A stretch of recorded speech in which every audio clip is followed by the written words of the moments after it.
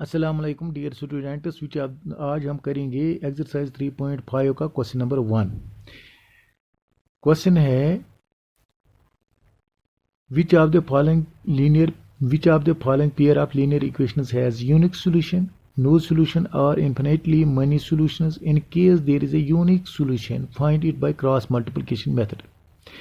यानी मैंने कल आपको पिछले वीडियो में बताया कि मतलब क्रॉस मल्टीप्लिकेशन मेथड क्या है, ये किस तरीके से करना है, ठीक तरह से आपको समझाया। तो आज क्वेश्चन में ये कंडीशन है कि अगर यूनिक सॉल्यूशन है, यानी कि अगर नो सॉल्यूशन है, ये हमें नहीं करना है।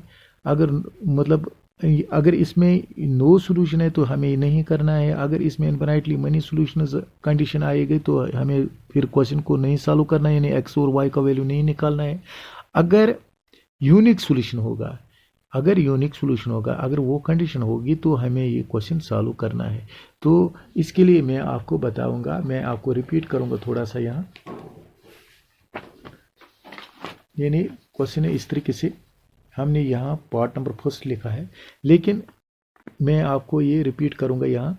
यानी कि अगर हमें दो लीनियर इक्वेशंस इस कंडीशन में होंगे a1x plus b1y plus c1 equal to 0, a2x plus b2y plus c1 equal to 0, यानी अगर इनके कोएफिशिएंट का रेशो जो है वो इस तरीके से होगा, यानी a1 by a2 is not equal to b1 by b2। तो इस कंडीशन, अगर ऐसी कंडीशन होगी लीनियर इक्वेशनों में, तो हम कहेंगे the equations have unique solution. अगर ये होगा a1 by a2 is equal to b1 by b2 not equal to c1 by c2, then the equations have infinitely many solutions.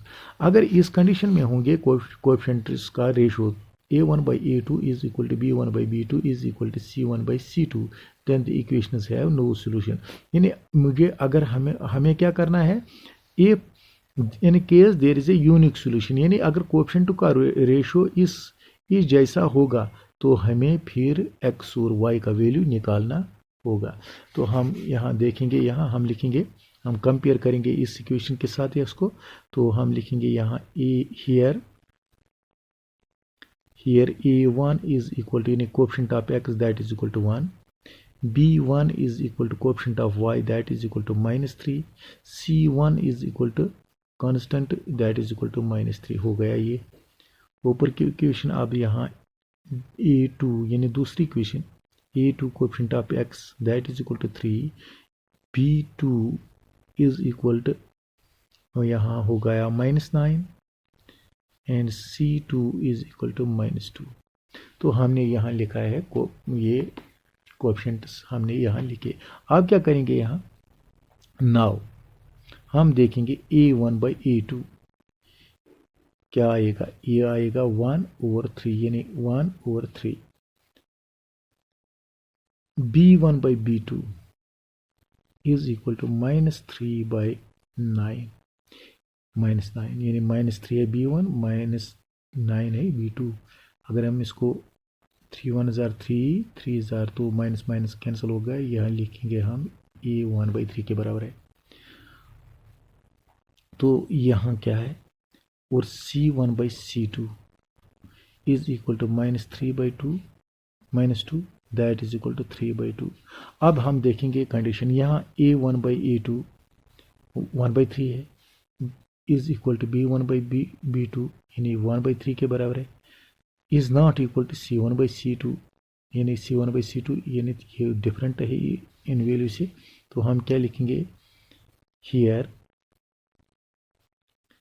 a1 by a2 is equal to b1 by b2 is not equal to c1 by c2।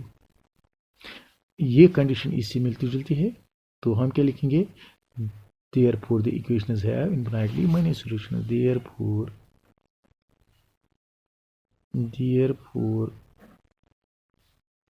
the equations have many solutions। तो हमने ये किया है। अब लेकिन जब ये condition है तो हमें वैल्यू नहीं निकालना है x और y का। अब हम करेंगे इसका दूसरा पार्ट। इसका दूसरा पार्ट हम यहाँ लिखेंगे। ये देखो हमने लिखा है, यहाँ लिख के रखा है। दूसरा पार्ट है इसका 2x plus y equal to 5, 3x plus 2y equal to 8। ये क्वेश्चन में यहाँ है, ये देखो 3x plus 2y equal to 5, ये देखो 3x plus 2y equal to 8। तो हमने यहाँ ये लिखा है। अब हम इसको थोड़ा सा सिंप्लीफाई करेंगे जिस तरीके से हमने यहाँ लिखा है, इस जैसी इक्वेशन बनाऊंगा यहाँ।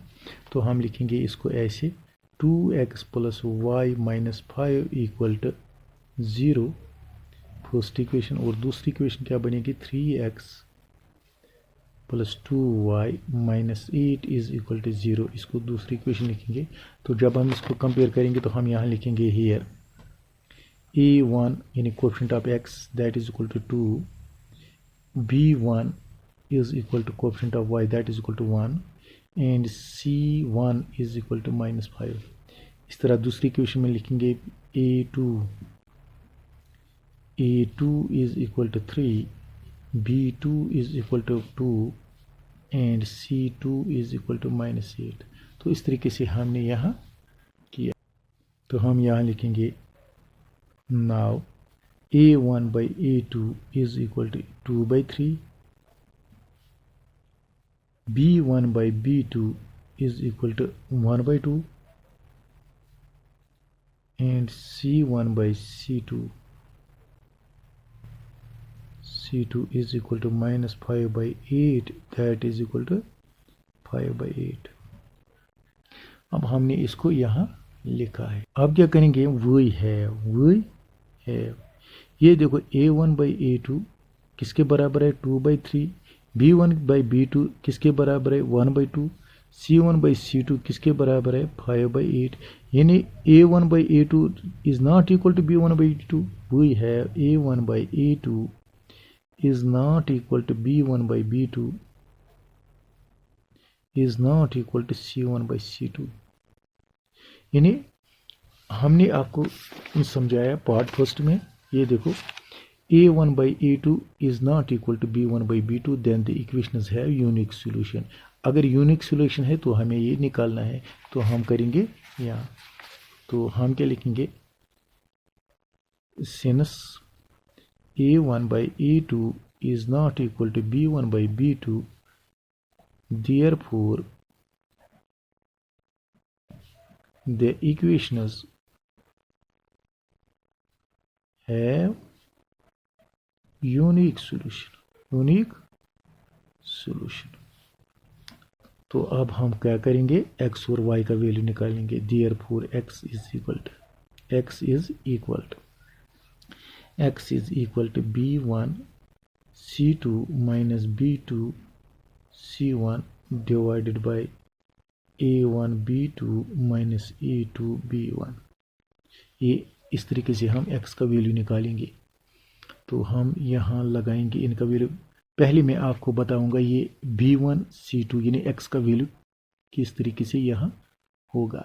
तो मैं इसको मैंने कल आपको दिखाया, अब हम इसको यहाँ थोड़ा सा रिपीट करेंगे। ये देखो यानी ये चेन है x y और 1, x y और 1। ये देखो इस तरीके से, और 1 आता है, 1 के बाद x के बाद 1। ये देखो x का वैल्यू, हम x के कोएफिशिएंट्स क्या होते हैं a1 a2। ये देखो यहाँ x के कोएफिशिएंट्स जो है वो a1 a2 है। y के कोएफिशिएंट्स क्या है b1 b2, यहाँ मैंने लिखा b1 b2, और जो 1 मैंने लिखा है इसके कोएफिशिएंट्स है c1 c2 यानी कांस्टेंट। अब हम आपको यहाँ दिखाऊंगा यानी x, अगर हम यहाँ उंगली रखेंगे x की जगह तो हमें क्या क्या खुला रहा यहाँ। ये देखो y एंड 1 मैंने लिखा है यहाँ y एंड 1, और y के कोएफिशिएंट्स क्या है b1 b2 c1 c2 यानी y के coefficients b1 b2 c1 c2, ये याद रखना। अब अगर हम लिखेंगे x, यहाँ उंगली रखेंगे x पर, तो हमें क्या बाहर निकला, बाहर क्या रहा 1 एंड x। तो हमने लिखा 1 एंड x। तो 1 के कोएफिशिएंट क्या है यहाँ c1 c2, मैंने लिखा यहाँ c1 c2 एंड x के a1 a2। और इसी तरह 1 जो है, अगर हम 1 पर उंगली रखेंगे तो क्या बाहर क्या रहा, x एंड y। तो x के कोफिशिएंट्स क्या है, a1 a2, y के कोफिशिएंट्स क्या है, b1 b2। तो हमने लिखा है यहाँ 1 a1 a2 b1 b2। अब हम यहाँ लिखेंगे इस तरीके से x y and 1, x equal to y equal to 1। तो हम लिखेंगे यहाँ x जो हमने यहाँ लिखा है x के कोफिशिएंट, यहाँ x को क्या है लिखा है हमने यहाँ b1 b2 c1 c2। मैंने लिखा है x b1 b2 c1 c2। y की जगह क्या, c1 c2 a1 a2, और कांस्टेंट 1 है ना, a1 a2 b1 b2 यहाँ मैंने लिखा। अब यहाँ क्रॉस है, यहाँ b1 c2 minus b2 c1, b1 c2 minus b2 c1, ये मैंने यहाँ लिखा। इसी तरह इसको क्रॉस मल्टीपल करेंगे हम, यहाँ cross by cross c2 a1 c2, यहाँ ये है c1 a2, ये देखो c1 a2 और minus c2 a1, c1 a2 minus c2 a1। आप क्या यहाँ 1 a1 b2 minus a2 b1, a1 b2 minus a2 b1।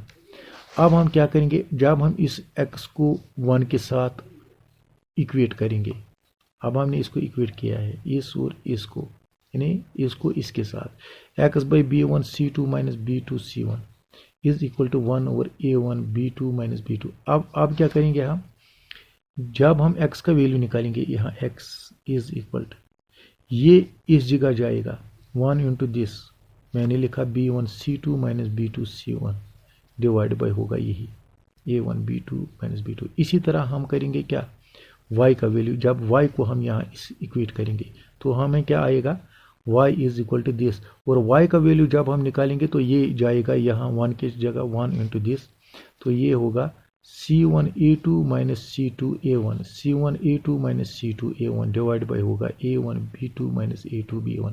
तो इस तरीके से अगर आप यहाँ अगर आप इस तरीके से भी कर सकते हैं, x by this, y by this और c1 बाई 1 बाई दिस। तो इस तरीके से अगर यहाँ आप वैल्यू सबस्टिट्यूट करेंगे, ये a1 यहाँ जो a1 a2 b1 b2 c1 c2, तो इस तरीके से हम निकाल सकते हैं। लेकिन हमने यहाँ शॉर्ट में किया है, x और y का वैल्यू निकाला, तो हम यहाँ इसके वैल्यू को सबस्टिट्यूट करेंगे।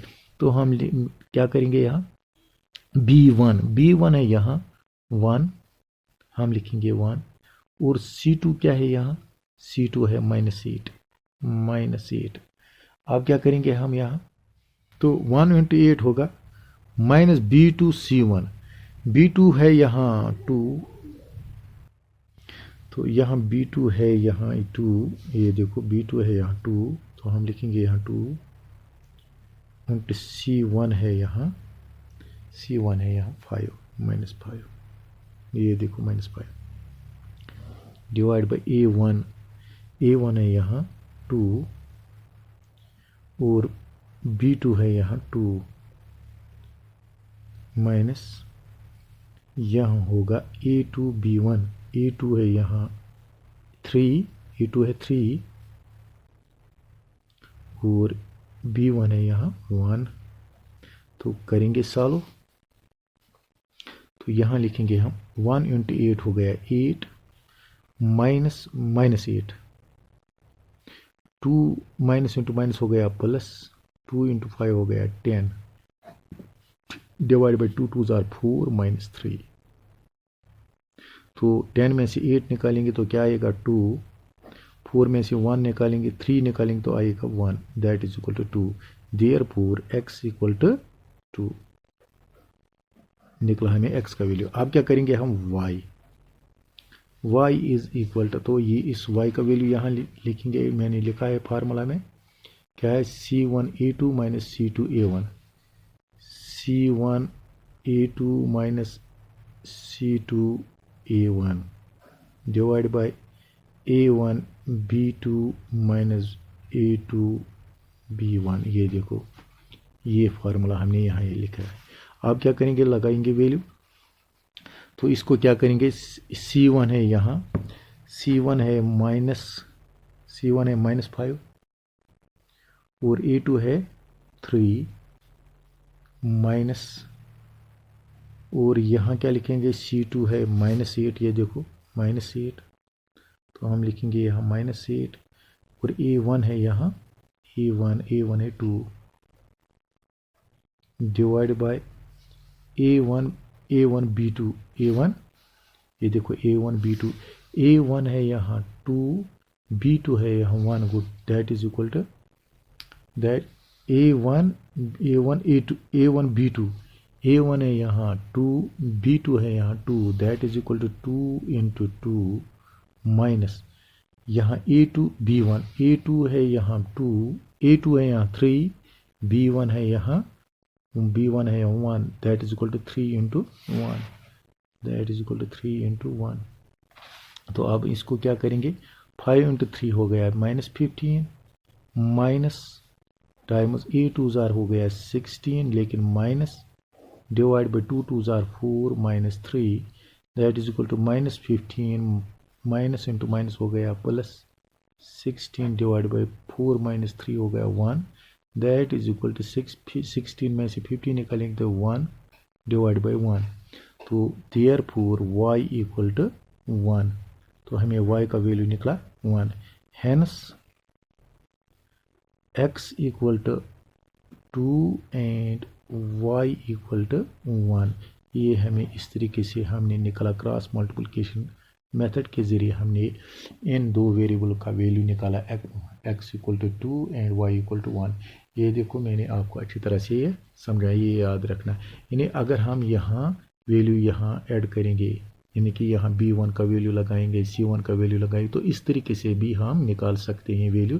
फिर हमें इतनी प्रोसेस करनी है, तो हमने शॉर्ट में डायरेक्ट ये फार्मूला जो मैंने इससे डिराइव किया है यहाँ x और y का वैल्यू, तो हमने डायरेक्ट x का वैल्यू, यानी कि x का वैल्यू जो हमें यहाँ निकला, तो हमने डायरेक्ट यहाँ लिखा यहाँ, तो फिर में बाद में हमने इनको यहाँ वैल्यू लगाई। इसी तरह y का वैल्यू, y हमने लिया है C1, इस जो हमने यहाँ निकाला इससे, तो हमने इसमें ये वैल्यू सबस्टिट्यूट किए, तो उसके बाद हमने y का वैल्यू निकाला।